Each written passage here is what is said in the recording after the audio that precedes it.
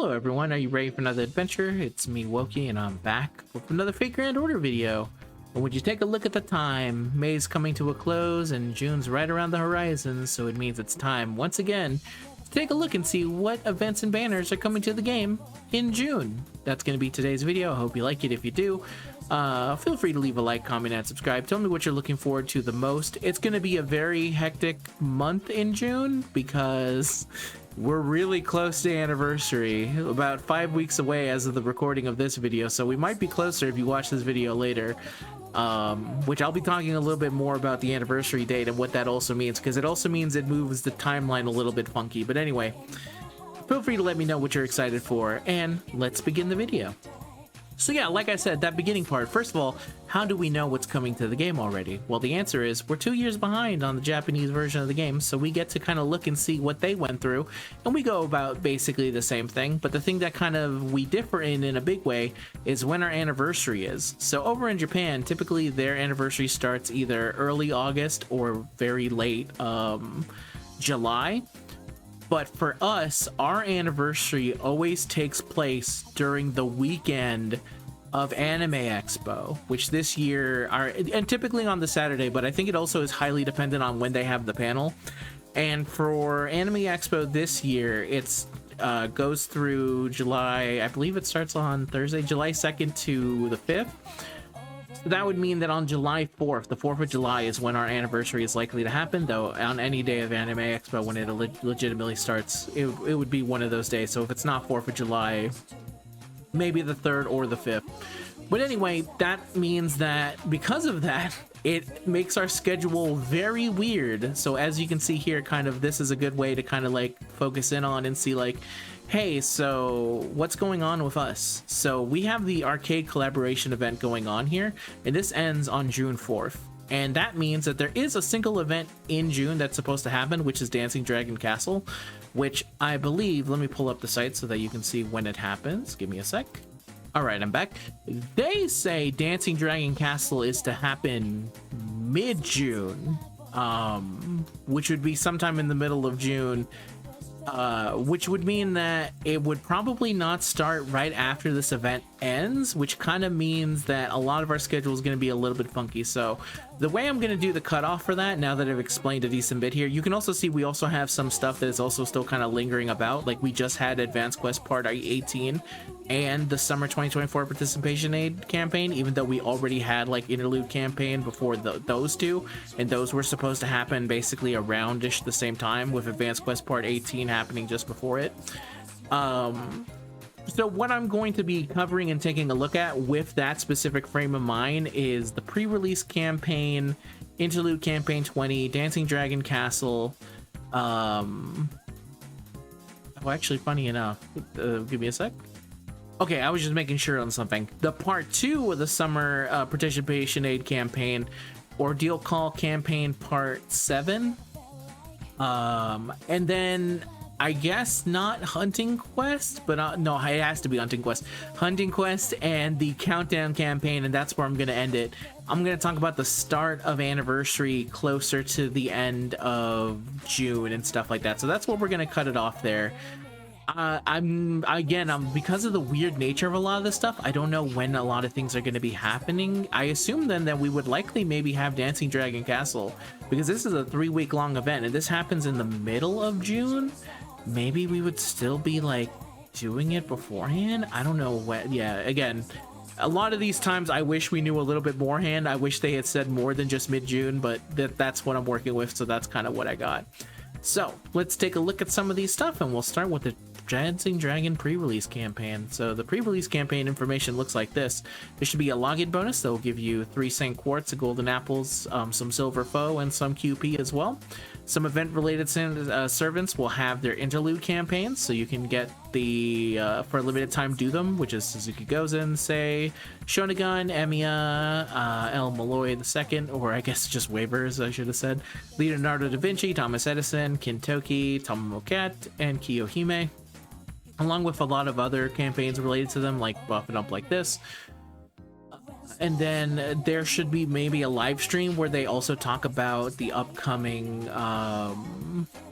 when Dancing Dragons is going to happen. That was the other thing that I've been kind of waiting on as much as I could till the end of this month. I was waiting to see if they were going to announce something that would maybe give me a better idea of when it happened, but it looks like the only thing I really got is nothing. I tried to look to see if they have like some kind of update of when an update is going to happen, which would be our best indicator as to when an event would start.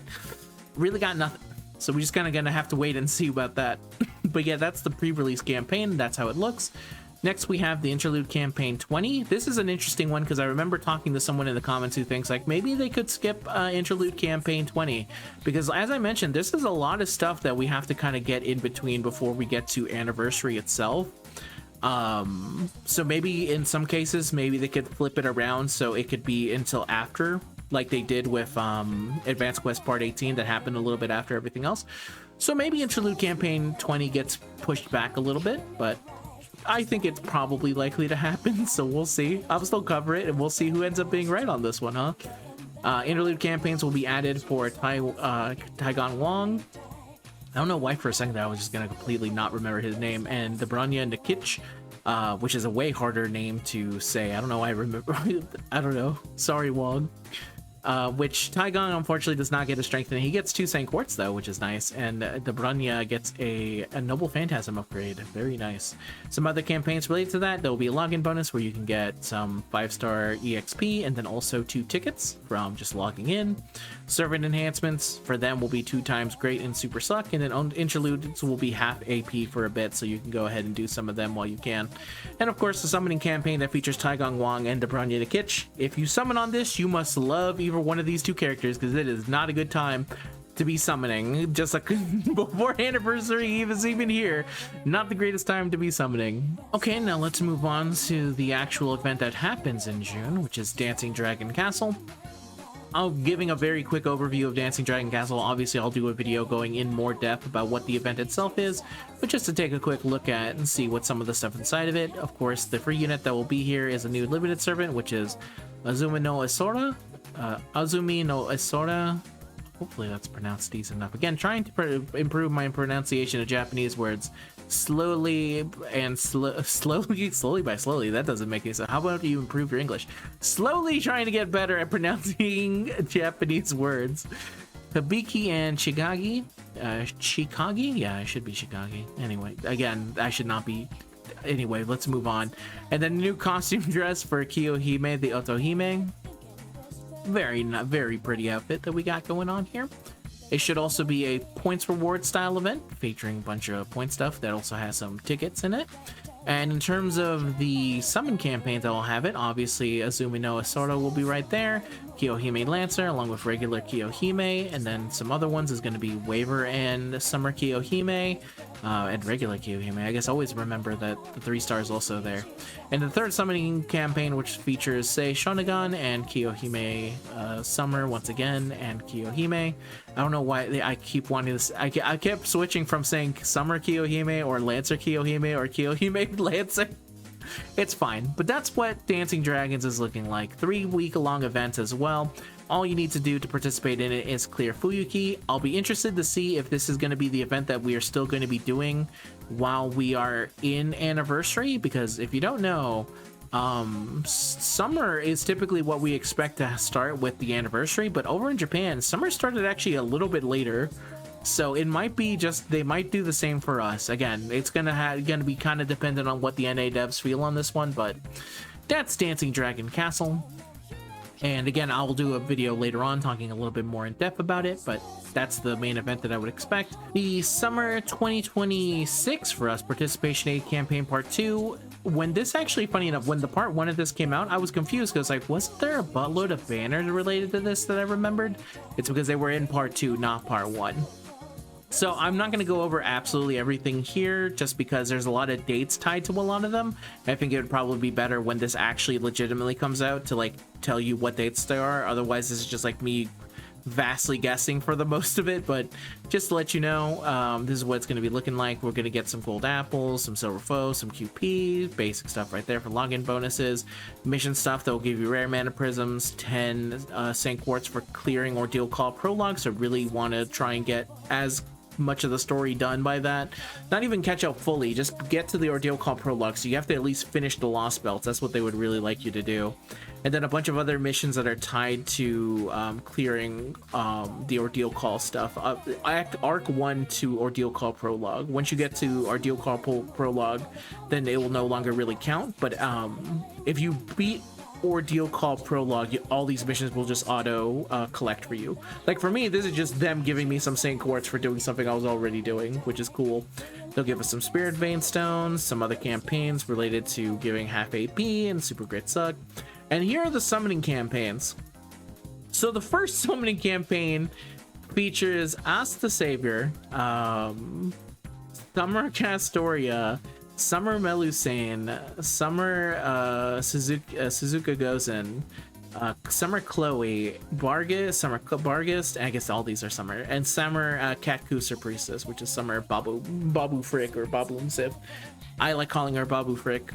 Shout outs to his new movie now in theaters, The Mandalorian. Go check out Babu Frick. I haven't seen it yet, but I hear that Babu Frick is in it, so it has to be at least decent.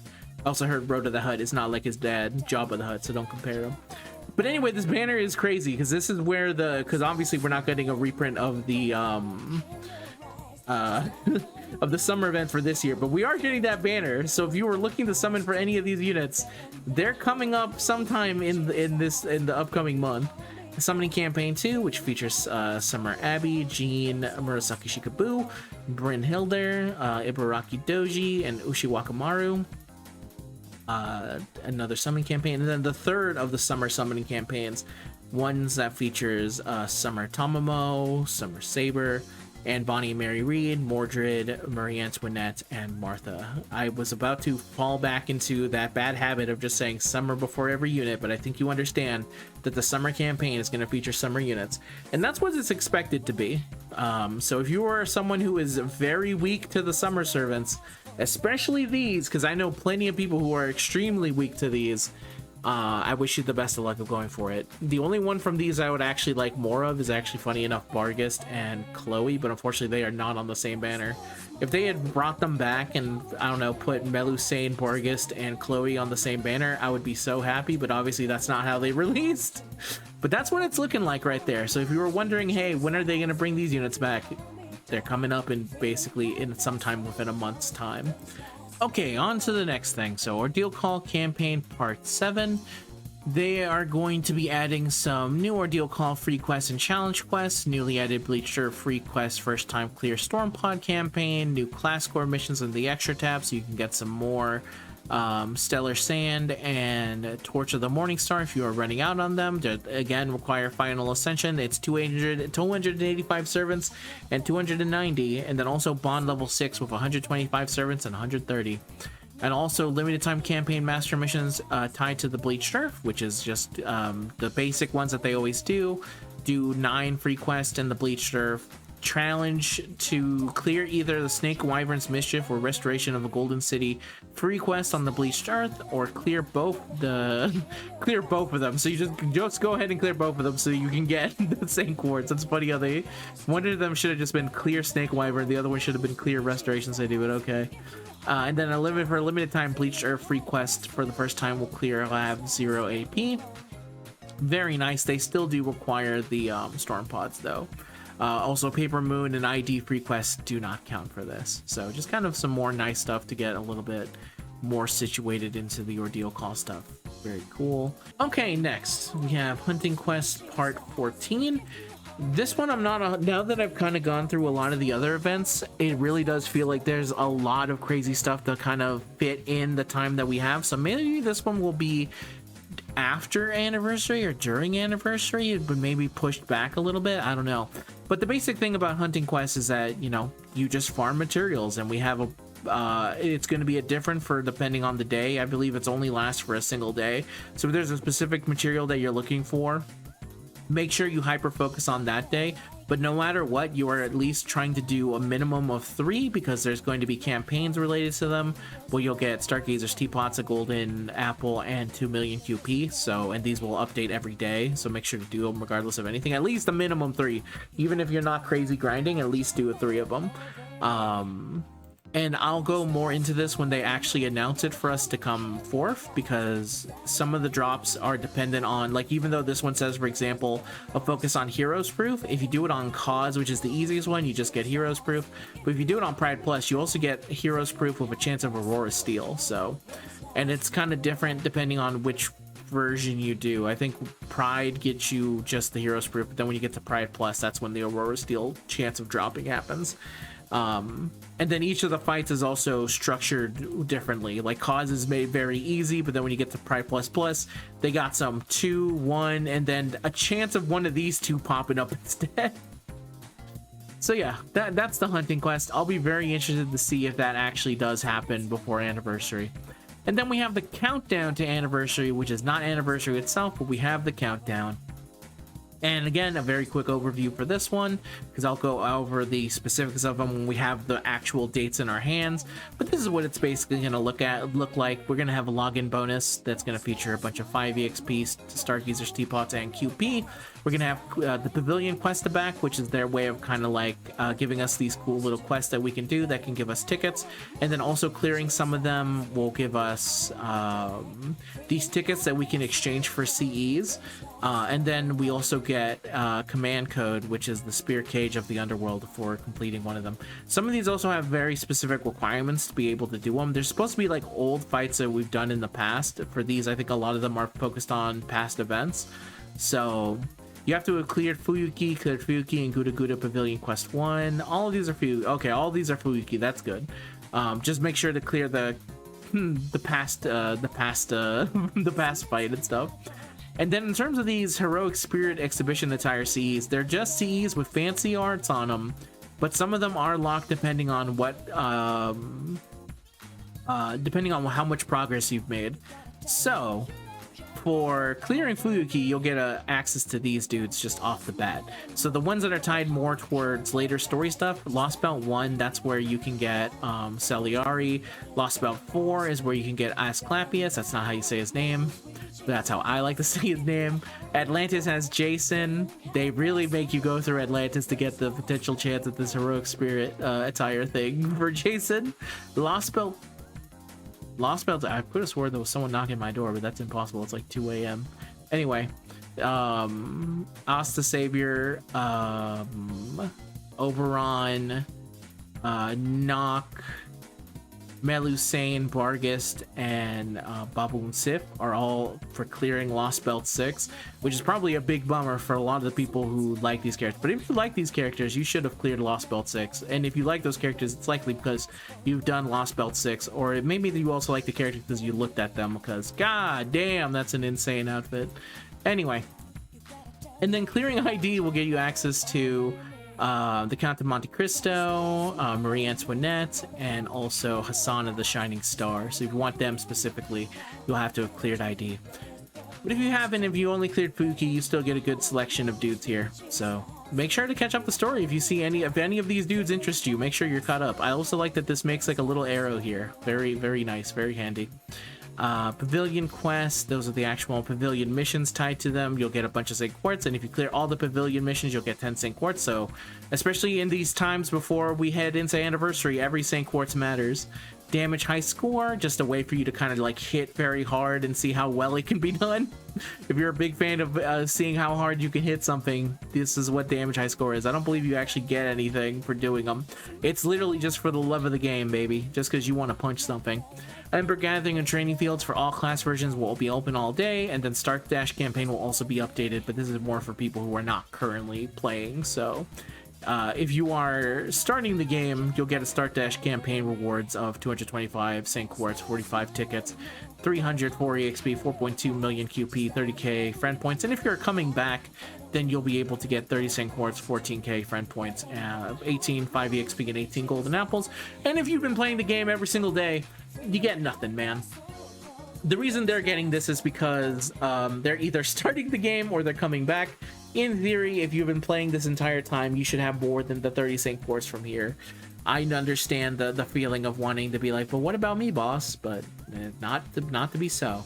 And that's likely the last thing we're going to have for June. And then for the start of July, that's anniversary. I guess now we'll take a quick look into the future and see where we're going from here. Early July, anniversary happens, and that's when we get our anniversary unit that I've been waiting for definitely a decent bit of time. So has everyone else. Space Arish Kagal. I have a buttload of tickets with her name on it. Also a bunch of summoning campaigns for a bunch of other dudes of the past. A lot of cool dudes for sure. The Lucky Bag, oh, the GSSR and the Destiny Order, which I have to get. I've been working on my video slowly but surely. God, I really hope this time I'm able to release it with at least 2 weeks before anniversary starts. I really don't like how close to the wire I cut it previously, where I like released it day of the video. I was like, I want this to be out for people beforehand so I can get a better look into it. But yeah, a bunch of stuff coming for that. Again, a deeper dive in that one when the time comes. And then we'll also be getting some strengthenings. And the summer event itself will start, which is 2. We'll also get the summer event and the archetype Inception chapter release, which this is where the summer event is going to be. And the summer dudes for this year are going to be Mysterious Executioner CIEL, Dobronya Nikich, and Zufu. The second campaign is, here it is, Archetype Inception. This is where the other summer units are. BB Dubai, Teno. God, I literally just watched the video of someone pronouncing this, and I literally was like, oh, Teno Chiklan? Teno Chiklan. Oh man, I'm doing real bad. I need to see that video again. Anyway, Mexico City will be here. Mysterious Heroine XX summer as well. So a big time to be waiting for summertime. And then after this is likely where most people are going to go back into hiding until anniversary, though not anniversary, until New Year's. But this is also the year where we don't really know what's happening in New Year's, if it's just literally going to be a Richard rerun banner. Because if you don't know, Richard was supposed to be the summon campaign for New Year's, but Richard's already out, so either we're gonna get a rerun of his banner or they'll figure out something to do with it. But that's what it's looking like in the future. And then of course we have a bunch of other months that we also have to go through. There's likely some other stuff to be wanting for, like obviously I would definitely be summoning on this and stuff like that. But this is where a lot of people who have been saving up, this is where a lot of their Saint Quartz goes. And that finally is the end of this video, everyone. Thank you very much if you made it all the way to the end. I thank you very much and I appreciate it. If you want to show support for the channel, you can leave a like, comment, and subscribe. Feel free to bring up how you feel that this month is going to kind of shake out. Because as I was like saying all those events, I'm like, that feels like a lot to just kind of put in June. I understand that we have like 5 weeks away till anniversary, but damn, that really does seem just crazy close. I don't know where some of these events likely are going to happen, because again, on JP the summer event didn't start right away, so maybe there'll be a slight delay on that one. We aren't getting the Stay Night Remaster Release Commemoration Campaign because we already got it, so we can just knock that out easy. We're not getting that, so maybe that will make them bring this in just a little bit early, like a week early or something. I don't know. Feel free to let me know what your theory is on that one. And also let me know how you've been doing in general. I'm glad to be finally recording these videos again, because I've been in an insane amount of work hell. So hopefully I was able to cover exactly what I needed to do, and I can get this out and get it going. So once again, everyone, thank you very much. Thank you very much for watching the video. I'll see you guys in the next one. Until next time, be safe, be kind. See you guys, and have good luck, I guess, in whatever you may end up summoning for. And I'll see you guys in the next video. Peace out. Bye-bye.